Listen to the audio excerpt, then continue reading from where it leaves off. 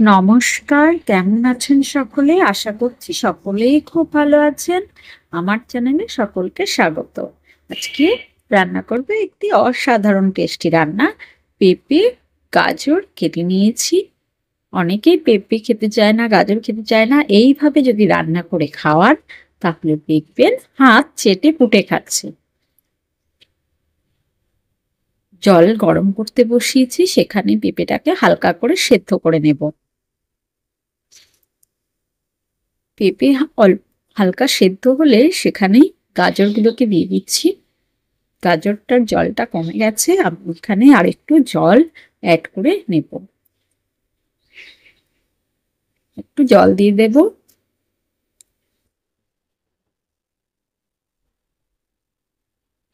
দিয়ে আমি গুলোকে হালকা করে সেদ্ধ করে নিচ্ছি।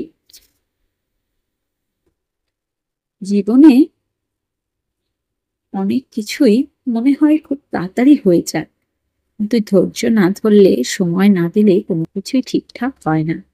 তাই একটু ধৈর্যের সঙ্গে রেসিপিটি দেখবেন এবং তৈরি করবেন। দেখবেন কত সুন্দর, সবার মনও ভালো ভালো লাগবে, আপনাকে আপনি খাইয়েও ভালো খুশি হবেন, খেতে টেস্টও বেড়ে যাবে। পেঁপে সবগুলোকে তুলে নেব। এবার গাজরটাকে একটু হালকা এই তেলেই নেড়ে নেব। হালকা করে নেড়েই আমি তুলে নিচ্ছি। এবার পনিরটাকে খুব ধীরে ধীরে এখানে একটা একটা করে ছেড়ে তেলের মধ্যে ভেজে নিতে হবে। দেখুন, হালকা হাতে সুন্দরভাবে নাড়িয়ে পনিরটাকে ভেজে নিতে হবে।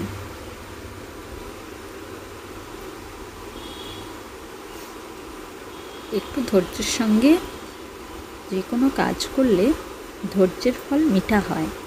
তাই জীবনেও যেমন ধৈর্য ধরে সমস্ত কাজ করা উচিত, তেমন রান্নাতেও একটু ধৈর্য নিয়ে করলেই রান্নার স্বাদও বেড়ে যায়।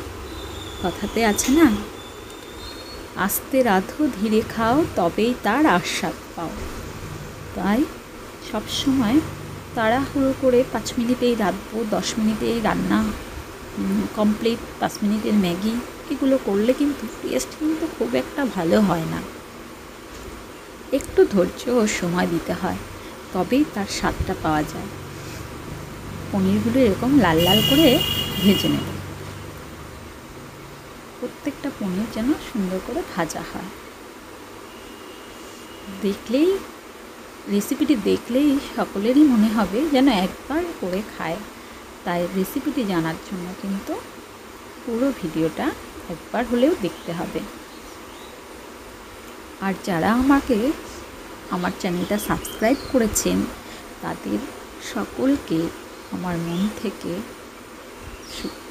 প্রণাম। বড়দের বড় হলে প্রণাম, ছোট হলে অনেক অনেক ভালোবাসা।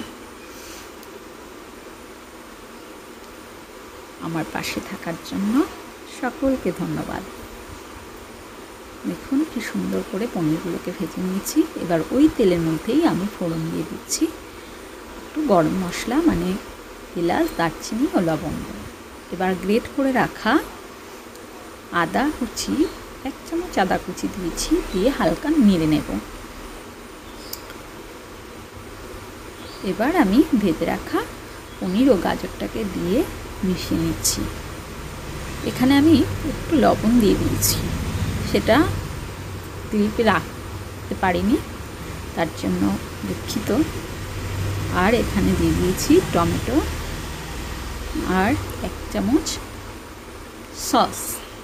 খুব ভালো করে মিশিয়ে পনিরটাকে একটু পরেই ছাড়বো, কারণ পনিরটা নাড়তে গিয়ে ভেঙে গেলে তখন ভালো লাগবে না। খুব ভালো করে নাড়িয়ে এর সঙ্গে কয়েকটা কাঁচা লঙ্কা মিশিয়ে নেব।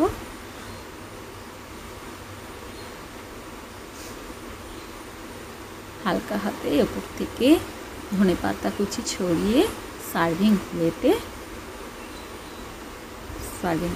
নামিয়ে নেব। দেখবেন এইভাবে তৈরি করে কত সুন্দর লাগছে। আমাকে জানাবেন। আপনারা সকলে সুস্থ থাকবেন।